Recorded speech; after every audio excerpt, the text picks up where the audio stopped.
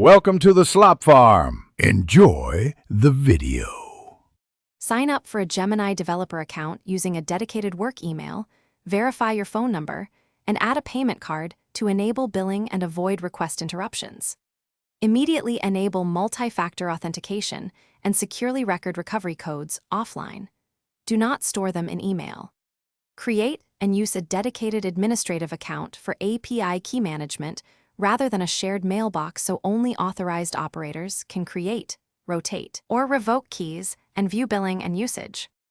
From the developer console, create a named API key, choose the minimal scopes needed such as read, write, or billing, and set an expiration date where supported to reduce long-lived risk.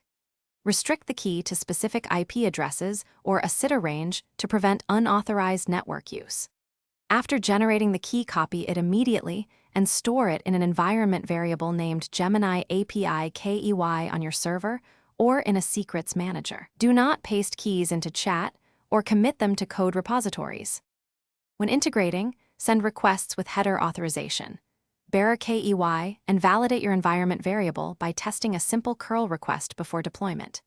Implement a rotation schedule and rotate keys every 90 days, creating a new key, updating systems, then revoking the old key to avoid downtime.